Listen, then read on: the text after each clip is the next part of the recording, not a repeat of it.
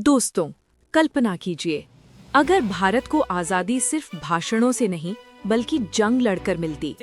अगर एक नेता होता जो कहता, तुम मुझे खून दो, मैं तुम्हें आज़ादी दूंगा, तो क्या आप उसके साथ खड़े होते? वो नेता कोई और नहीं बल्कि भारत के सबसे रहस्यमयी और क्रांतिकारी नेता नेताजी सुभाष चंद्र बोस थे। पार्ट 1, जन्म और बचपन। 23 जनवरी 1897। स्थान कटक, ओडिशा। एक साधारण परिवार में जन्म, लेकिन सपने असाधारण। पिता वकील, घर में अनुशासन, बचपन से देशभक्ति। 16 साल की उम्र में उन्होंने स्वामी विवेकानंद के विचार पढ़े और यहीं से शुरू हुई देश के लिए कुछ करने की आग। पार्ट 2, पढ़ाई और बड़ा फैसला। सुभाष बोस पढ़ाई में बहुत तेज थे। ICS परीक्षा पास कर ली, लेकिन उन्होंने नौकरी ठुकरा दी, क्योंकि मैं अंग्रेजों की सेवा नहीं कर सकता, मैं अपने देश की सेवा करूंगा। ये फैसला आसान नहीं था, लेकिन यहीं से शुरू हुआ एक क्रांतिकारी नेता का जन्म। पार्ट 3, आज़ादी की लड़ाई में एंट्री। सुभाष बोस कांग्रेस में शामिल हुए, जल्द ही बड़े नेता बन गए, लेकिन एक समस्या थी। गांधी जी अहिंसा, बोस सशस्त्र क्रांति। दोनों का लक्ष्य एक था, लेकिन रास्ता अलग। इसी कारण बोस ने अलग रास्ता चुना, आज़ादी किसी भी कीमत पर। पार्ट 4, जेल, संघर्ष और विद्रोह। नेताजी को 11 बार जेल भेजा गया। अंग्रेज उनसे डरते थे, क्योंकि वो सिर्फ नेता नहीं, एक आग थे। उन्होंने कहा, आज़ादी भीख में नहीं मिलेगी, उसे छीनना पड़ेगा। पार्ट 5, देश से भागना सबसे बड़ा मिशन। 1941 नेताजी नजरबंद थे, लेकिन वो भेस बदलकर भारत से चले गए और रास्ता भारत, अफगानिस्तान, जर्मनी। ये मिशन किसी फिल्म से कम नहीं था, एक ही लक्ष्य, भारत की आज़ादी। पार्ट 6, जर्मनी से जापान तक। बोस ने जर्मनी में समर्थन मांगा, लेकिन असली मौका मिला जापान में।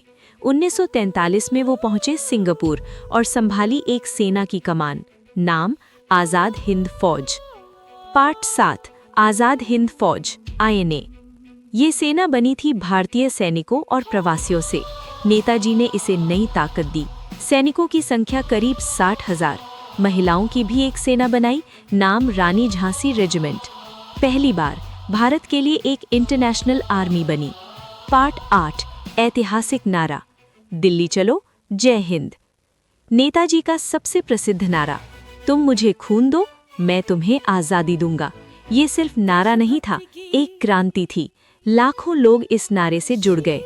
पार्ट 9, आज़ाद हिंद सरकार। 21 अक्टूबर 1943 नेताजी ने बनाई आज़ाद हिंद सरकार। अपनी मुद्रा, अपना झंडा, अपना कानून और दुनिया के कई देशों ने मान्यता भी दी। ये भारत की पहली सरकार इन एग्जाइल थी। पार्ट 10, भारत पर हमला। आज़ाद हिंद फौज ने जापान के साथ मिलकर भारत में प्रवेश किया। मुख्य युद्ध इम्फाल और कोहिमा। मणिपुर में पहली बार भारतीय झंडा फहराया गया। ये आज़ादी की सबसे बड़ी कोशिश थी। पार्ट 11, असफलता और वापसी। लेकिन जापान हार गया और इसके साथ आज़ाद हिंद फौज भी कमजोर हो गई। सैनिकों को गिरफ्तार किया गया, लेकिन उनके बलिदान ने पूरे भारत को जगा दिया। पार्ट 12, मृत्यु या रहस्य।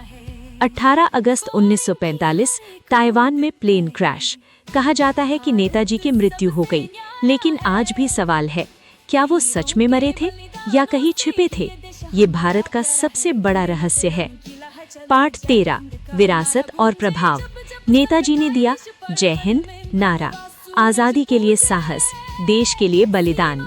उनकी सेना भले हार गई, लेकिन उनका प्रभाव इतना बड़ा था कि अंग्रेज डर गए और अंत में भारत को आज़ादी देनी पड़ी। दोस्तों, आज जिस आज़ादी में हम जी रहे हैं, उसमें नेताजी का भी खून मिला है। वो नेता जो झुका नहीं, जो रुका नहीं, जो डरा नहीं, वो थे नेताजी सुभाष चंद्र बोस। अगर आपको इस वीडियो से संपूर्ण जानकारी मिली है, तो वीडियो को लाइक करें। अगर आप सुभाष चंद्र बोस को अपना हीरो मानते हो, तो न्यूज़ अथॉरिटी चैनल को सब्सक्राइब करें और कमेंट में लिखें, जय हिंद, भारत माता।